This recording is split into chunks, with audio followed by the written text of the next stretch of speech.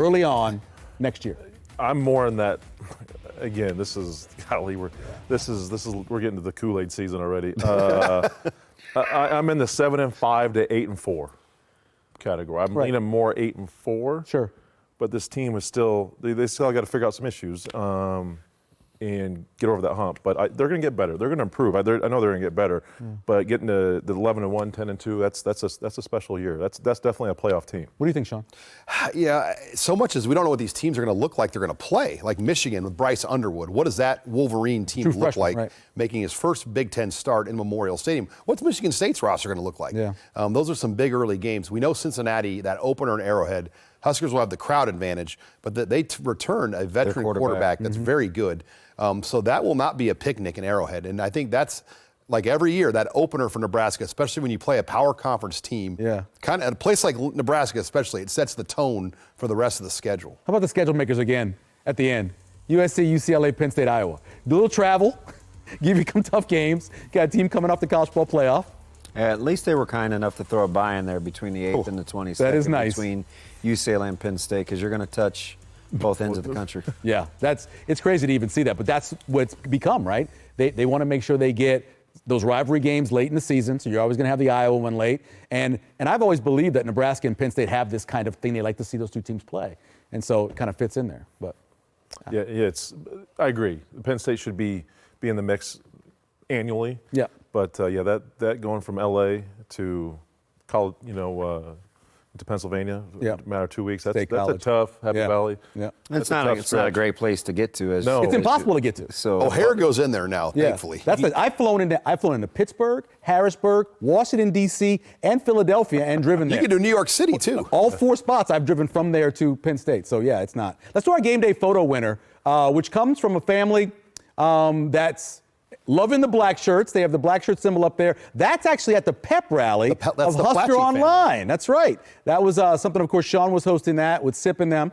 That's pretty cool. And take a look down, end of the game, Yankee Stadium, Nebraska celebrating, having all of that grass confetti all over themselves. They couldn't get out, celebrating there in the Yankee Stadium with those pictures. Awesome. Surprised the grounds crew let everybody out there so quick. I know. I mean, I don't even know what that place looked like afterwards. I have no idea what that I looked was like. pleasantly surprised that the field held up, because I went out there before intentionally and I stood in that end zone on BC's side from the 25-yard line on in, and there was standing water. I thought it would get chewed up, because that, in essence, is the infield. Yeah. And that's the freshly laid sod. But it held drain. up. It did drain a little better. Yeah, and the footing did get better. It collected in the corners of the end zone. Yeah, it did. Thing about it, though, is there were a lot of people talking about, New York. I know not as many people bought to go out to the game, but I would love for that to be a bowl trip for me. There's so much to do. There's so many things you'll probably never see.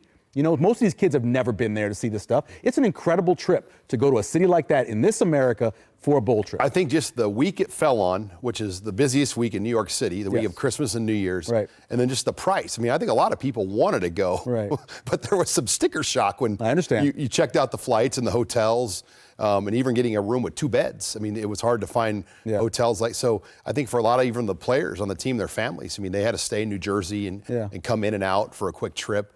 It was definitely not ideal, but everyone that went had a blast. I think everyone that went on the trip loved every bit of it, and it was a special experience to be in Yankee Stadium. 2 beds? You slept on the floor in Kansas City? You were an intern back then. It was like 25 years ago. Not doing that anymore. Kevin Kugler used to make me sleep on the floor. Yeah, hey, you know what? I can't afford another bed. That doesn't make any sense. Your thoughts winding up this team heading into the next year? Yeah, I think when DB and I kind of discussed where I think they're at culturally, I think it's at a really good spot. With Ty and Nash, with Ramir, we kind of talked about Hendrik Harburg and his ability to make an unselfish change to get himself more opportunities on the field, position-wise. Now, with Ty and Nash, that defense got to take their work ethic and learn from that and say, okay, how can I double that? I see their success, because they're going to go and play on Sundays here in a year, and they're going to see that success. Like, okay, if I want to get to there, I got to do what they did. So they're already laying that foundation. So culturally, I think they're really, really good. You start adding in a little more talent through recruiting, transfer portals. You clean up the special teams. You're going to find a couple wins easily right there. DB, another running back added, you think? Or you like the room? I like the room, but it wouldn't surprise me if they got a different style of running back. But I like them all. I like EJ. Yep. I really like Makai Nelson. If Parker comes in healthy Yep. from St. Louis, like he's dynamic, and I like Ives. So, And then if Connor Booth is healthy, he's kind of he- your bigger body guy. He gives you a different dimension does. too, kind of that quick hitter. He's a downhill guy, and he'll thump you too. Yep. So I like the room. Yeah. Any thoughts? Anything that you see out there? Any offers? Anybody you're looking at for running back? You know, there's no running back visits that have happened. Yeah. And they've had, I counted before the show, I think 31 or 32 portal visitors on campus, which is a lot. Yeah. And they have not had one running back visit. So I think that's telling in that sense. You know, the Dowdell exit happened in the middle of all that, but I think they're committed to Emmett. The question is, can Emmett push himself to be a 20-touch guy? Yeah. He's been more of a 12 to 15 guy, and as Damon would know, it's a huge jump to get up to that 20-ish touch per game. Say your line, Damon. It's Easier to spell the man. man than it is to be the man. It is, no doubt. Real quick, thoughts on special teams coach. Is there somebody out there that you'd like to see, or does it matter? It matters. It most definitely matters. You got to get a guy that matches what Coach Will wants to see and how he wants to attack the special teams. Listen, I've been around a lot of special team coach, whether it's Bill Bush or other guys in the NFL. They have a passion for teaching it, and they have an energy for that. Nebraska needs that guy. It's not an easy thing to coach. It's not an easy thing to teach. You got to get across to your players how important it is, because it is important. We've seen it, how important it is. Mike Eckler, I don't know who it's going to be. I don't know who it's going to be, but Yeah. you got to have a guy with that energy, and it's just not a bad thing. But those special teams coaches, they got a little bit of screws loose up there. Like they're not all there at some time. Yeah. Like they're just a little they're different. Yeah. And I think Nebraska needs that guy with that juice and that pizzazz to come in here and liven things up. Last thing, Coach Foley's a great dude.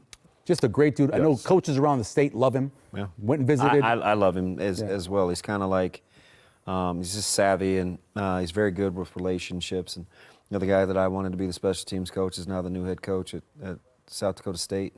I like Eck. We follow one another on social media. So he's a good man. Time for burning questions. Sean? My burning question is what will this defense look like when fully assembled with the new pieces that they're going to add as John Butler kind of puts together his version of this Nebraska defense? Damon? Can the offensive line take a step to elevate themselves to support what I think is going to be a really good skill group? I would stick. We kind of hit on the other two phases. I just briefly talked about the special teams. You get your long snapper in here, get that short up with the coach, and make it a weapon. You see in these playoff games, Notre Dame, what they're able to do. Even Iowa in their bowl game, make it the return game and the special teams a weapon and not a liability. And I think Nebraska will be on the right track if they get that done. The one consistent thing, no matter what level you're talking about, is great quarterback play if you want to be great. Dylan Raiola taking it to the next level. Can he do that? Can he get his body in better shape? Can he make those throws that sometimes he missed this season? Can he be that next level quarterback for Nebraska?